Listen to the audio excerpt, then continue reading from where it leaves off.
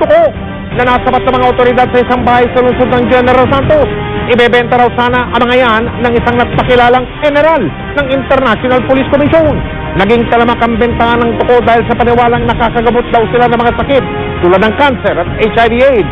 Subalit wala pa yang scientificong basihan ayon na mismo sa Department of Environment and Natural Resources o DENR.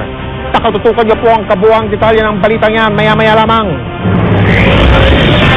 Magandang gabi po, isang umano'y miyembro ng kilabot tagang ng mga karnaper ang bumagsak sa kamay ng mga otoridad. Nabawi sa kanya ang nakaw na mamahaling sports utility vehicle. Ang modus umano ng grupong yan, mag-a-apply na driver at saka tatangayin ang sasakyan ng amo. Nakatutok si Emil Sumangil, ex-Timo. Ito ang kinarnap na maroon na Volvo XC50, isang uri ng high-end sports utility vehicle na hindi raw bababa sa 2 milyong piso ang halaga. Na-recover ito sa 35 anyos na si Mark Bitanga, alias Federico Ballesteros Laurel, wanted sa umunay patong-patong na kasong paglabag sa anti-carnapping law at qualified theft. Nadakip si Bitanga ng mga operatiba ng CIDG Quezon City sa sinasabing safe house nito sa Camarin, Caloocan City, makaraan ng halos 7 araw na surveillance operation. Sa investigasyon ng pulisya, kabilang daw si Bitanga sa mga tinatawag na remnants ng isang organized crime group na nag-ooperate sa Metro Manila. Kung wala siyang grupo, hindi po basta-basta may rehistro itong sasakyan na to. Okay. Dahil this is a very expensive vehicle, Volvo SUV. Opo. Kung wala, so definitely, we believe na part siya nung remnants nung mga dating tinatawag nating Valle Verde carnapping group. Definitely, meron siyang mga kaibigan na nasa loob ng agencies na nagre-raise ng sasakyan na to. Dahil napakamahal po ng sasakyan. Opo. Now, magdidig deeper po kami sa investigation with regards how na itong sasakyan na to na nakaw ay narehistro. Ilang pangalan ng umunay mga tiwaling opisyal ng iba pang government agencies na sinasabing kontak ni Bitanga ang lumulutang na ugat, kaya raw naparehistro at naplakahan ng SUV kahit ito'y hot car. Nang i-verify ng CIDG, lumitaw na ang rehistro at plakang ikinabit sa nakaw na Volvo SUV, kinopya o pinirata mula sa isa pang kalintulad na kulay at modelong Volvo XC50 na lehitimong nakarehistro sa LTO. Ayon sa CIDG, April 2011, nang tangin daw ni Bitanga ang Volvo XC50 mula sa isang negosyante sa La Vista, Quezon City. Ang modus ng grupo tila raw ng iba. Ang sasakyan, hindi tinangay ng sapilitan. Namasukan muna raw si Bitanga bilang family driver at nang makuha na ang loob ng kanyang amo, kasabay ng kanyang paglaho ang pagkawala ng SUV. He was able to gain employment doon sa kay Mr. Rafael Estrada ng dito sa La Vista, Quezon City. And after 5 days employed as family driver, he ran away with the vehicle. Opo. Yung SUV na Volvo XC60. Opo. It's a high-end vehicle. Itinanggi ni Bitanga ang paratang. Meron lang akong nakaalitan, pero Okay. hindi ho totoo yan. So, merong ka nakaaway, isinuplong ka, tama ba? Apo, ganun ho nangyari. Sino yun? Kagrupo niyo ba? Kabarkada mo ba itong mga ito? Ano? Ayoko na lang muna magbanggit ng pangalan. Ito naman ang mga dokumentong pineke umano ni Bitanga para sa kanyang pag-a-apply bilang family driver. Kabilang na rito ang talahib ng NBI clearance at driver's license. Ngayong nadiskubre ng CIDG ang bagong modus na ito ng mga carnapping syndicate, nanawagan sila sa publiko. Sa mga naghahanap ng driver, hindi po maging batayan yung NBI clearance, police clearance lamang sa pagkuha ng driver. Dapat po i-background check nyo kung mas maganda kung may mga references, endorsement from your friends. Emil Sumangil, nakatutok, 24 oras. Milyong-milyong pisong halaga ng mga peking designer na mga bagat sapatos ang nasabat ng Bureau of Customs. Ipinuslit sa mga peking produkto sa kanilang mga container van. Bukod sa mga bagat mga sapatos, may mga nasabat ding kaha o body shell ng kotseng Mini Cooper. Ayan pati na nga mga electronic gadgets at mga kable. Ayon sa Customs, hindi idineklara ang tamang halaga at laman ng mga container van na karamihan ay galing sa China. Ang pamemeke ng produkto ay paglabag din sa tinatawag na Intellectual Property Rights o IPR. Dito pa lang sa cables, estimated around 25 million. Yung doon sa assorted na goods, another 26. But all in all, around 90 ang total natin. It may be disposed of properly by auction. We can convert it to revenue. Pero yung IPR violations lang ang ating for destruction. Meron daw panibagong sakit na iniinda ngayon si Pampanga Representative Gloria Macapagal Arroyo. Ang tawag dyan ay colitis o pamamaga ng malaking bituka. Dahil dyan, hiniling ng kanyang kampo na patagalin pa ng karagdagang 5 araw ang pagsasailalim sa kanya sa hospital arrest. Nakatutok si John Consulta live mula sa St. Luke's Medical Center sa lungsod ng Taguig. John, ano na balita dyan? Si Pampanga Congresswoman Gloria Macapagal Arroyo dito sa St. Luke's Medical Center ayon niyan sa kanyang doktor. Samantala ay ito nga sinasabi nga ng kanyang mga doktor ay dahil sa pagkakadiscover ng sakit na colitis o impeksyon sa kanyang large intestine.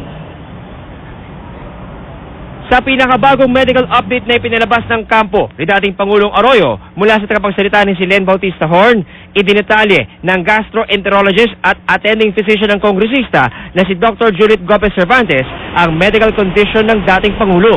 Una, pabalik-balik daw ang diarrhea ni Ginang Arroyo mula pa noong hapon ng November 25, 2011 na may kasamang pananakit sa tiyan o abdominal pain. Ikalawa, sa isinagawang tool examination noong November 26, may nakita raw na nana o pus na indikasyong may infeksyon sa loob ng katawan. Ikatlo, sa ginawang colonoscopy noong November 27, na-detect daw ang progression o paglala ng sakit na colitis o infeksyon sa large intestine ni Ginang Arroyo. Dahil sa na-discoverang sakit, muli raw ibinalik ang pag-inom ng antibiotics pagkatapos ng colonoscopy. Idinaan daw ito sa pamamagitan ng IV o suwero at patuloy na ibibigay sa susunod na 5 araw. Sinimulan din ang oral intravenous hydration nitong November 27 para malabanan ang dehydration na maaaring idulot ng diarrhea dahil sa kanyang colitis. Ito raw ang dahilan ng paghahain nila sa Pasay RTC ng 5-day extension para manatili sa ospital. Pero para sa palasyo, kung talagang may sakit ang dating Pangulo, payag naman silang manatili ito sa ospital. Pero dapat daw, government hospital. May sakit siya eh. Baka sabihin naman nila wala naman kaming puso, and we recognize that the best place for her to recuperate would be in a hospital, and our preference is that she be placed in a government hospital. Samantala, Mike, dumating naman ang taga-suportang ito ni dating Pangulong Arroyo at nanawagan na ipanalangin ng kongresista sa kanyang pinagdadaanan. Mike. Maraming salamat, John Consulta. Sa kaugnay na balita, muling ipinatawag ng Pasay Regional Trial Court ang pangunahing doktor ni Congresswoman Arroyo. Gusto kasing maintindihan daw ng korte kung dapat bang payagang magtagal sa hospital arrest ang dating Pangulo matapos lumabas na siya ay may colitis o yung pamamaganga ng malaking bituka. Nakatutok si Mark Salazar. Ganito dinumog nung Biyernes ang main attending physician ni dating Pangulong Gloria Arroyo, si Dr. Juliet Cervantes, nang dumalo sa hearing sa Pasay RTC Branch 112. Gusto kasi malaman ng media ang totoong lagay ng kalusugan ni Arroyo na nasasakdal sa kasong electoral sabotage. Pero bago pa man maisalang sa witness stand noon, iniatras ng kampo ni Arroyo ang hospital arrest kaya hindi na nakatestigo si Cervantes. Kaya sa Huwebes, pinababalik muli ng korte si Cervantes. Humirit kasi muli ang mga abogado ni Arroyo ng 5-day extension na pamamalagi ni Arroyo sa St. Luke's Medical Center sa Taguig. Lumabas kasi sa colonoscopy ni Arroyo, meron siyang tinatawag na colitis o pamamaga ng kanyang large intestine na ayon sa mga abogado ay kailangan masuri pa sa ospital. Kanina sinabpina na ng korte si Cervantes. Inutusan ng korte ang doktor na dalhin ang medical records ni Arroyo kasama ang resulta ng stool examination ni Arroyo noong November 26. Pati na ang colonoscopy result nito noong November 13 at 27. To prove their allegation that the former president is under colonoscopy examination. So it is not only limited to the examination, but when we said medical records, maybe it covered beyond the examination of colonoscopy. Kanina nagsampa naman ang motion ng COMELEC para harangin ang hinihinging extension ni Arroyo at iginiit ang agarang paglipat sa kanya sa isang detention facility. Gusto rin ng prosekusyon na makross-examine nila si Cervantes para matanong sa totoong health condition ng akusado. Kasabay ng hininging extension, hiningi rin nila kahapon ang house arrest para kay Arroyo. Gusto nilang sa bahay na ito ng dating Pangulo sa La Vista Subdivision sa Quezon City manatili ang kanilang kliyente. Ginarantsahan daw nilang hindi naman tatakas ang dating Pangulo dahil mahina na rin daw ang katawan nito. Pero may sariling kwalifikasyon ng korte sa kanilang ocular inspection sa pagpili kung saan ikukulong ang akusado. One is for the security and safety of the former president. But we have also to consider the proximity of the hospital or within the hospital. The comfort is not a consideration. Hindi kasamang tatalakayin ng korte ang house arrest sa Huwebes. Tanging kalusugan lamang ni Arroyo at kung pwede na nga ba siyang ilipat sa detention cell na mapipili ng korte. Binibigyan pa ng korte hanggang December 5 ang COMELEC para kumontra sa house arrest bago magdesisyon ng korte. Mark Salazar, nakatutok, 24 oras. Bago pa lang po nag-iinit ang ating balitaan dito sa 24 oras ngayong gabi. Makakasama natin ang masipag at batala sa mamamayan at takapagbalita ng GMA. Walang iba kundi ang ating kapusong si Maki Pulido. Maki! Maraming salamat, Mike. Samantala, nakalabas na ng ospital ang kasintahan ni Ramjen Revilla na si Janelle Manahan, isang buwan matapos siyang mabaril. Handa raw si Janelle na humarap sa korte para makatulong sa paglutas sa kasong pagpatay kay Ramjen. Nakatutok si Ian Cruz. Matapos ang isang buwan, nakalabas na sa ospital si Janelle Manahan, ang nobya ni Ramjen Revilla. Hirap pang magsalita si Janelle matapos sumailalim sa operasyon. Busog na tinanong tama ng bala sa ilalim ng kaliwang mata na tumagos sa kanang panga. Pero halos wala ng bakas ng sugat sa kanyang muka. Maraming pulis mula sa Muntinlupa at Parañaque ang nagbigay seguridad kay Janelle. Gusto naman pahinga ni Janelle para maging handa sa paghanap ng hustisya sa nobyong pinatay. Gusto ko po magpasalamat sa lahat ng nagdasal, saka sa lahat po ng sumusuporta po para po sa justice po. Buo na raw ang loob ni Janelle na humarap sa korte. Asahan po nila yung help ko for seeking the truth and justice. Pero gusto ko lang po talaga magpasalamat sa lahat po ng nagdasal para sa fast recovery ko. Alam na raw ni Janelle ang takbo ng investigasyon sa kaso ni Ramjen.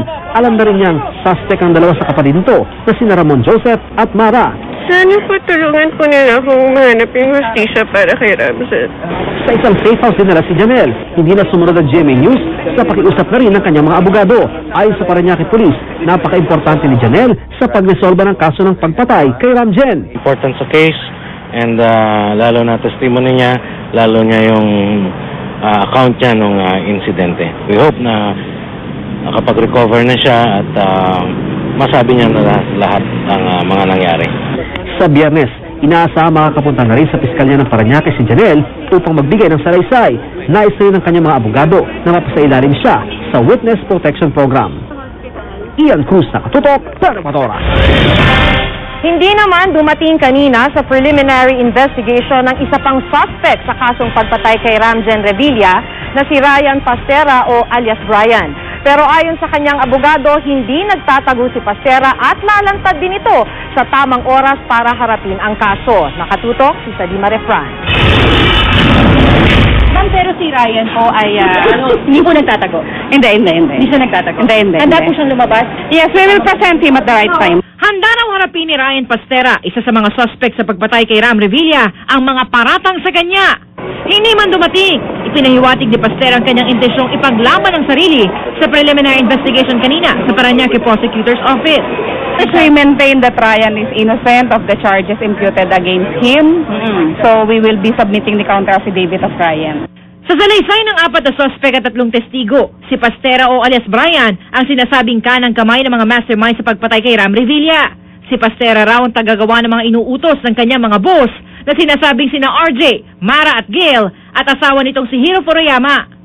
Sa Desyembre 8, nakatakdang humarap ng personal sa piskalya si Pastera para panumpaan ang kanyang kontra sa salaysay. Ang kahandang ito na harapin ni Pastera ang mga binabato sa kanya, ikinatawa ng Task Force Ramjen. Maganda dahil malalaman natin sa kanya na baka sa testimony niya may karagdagang informasyon na makakabuo sa istorya namin.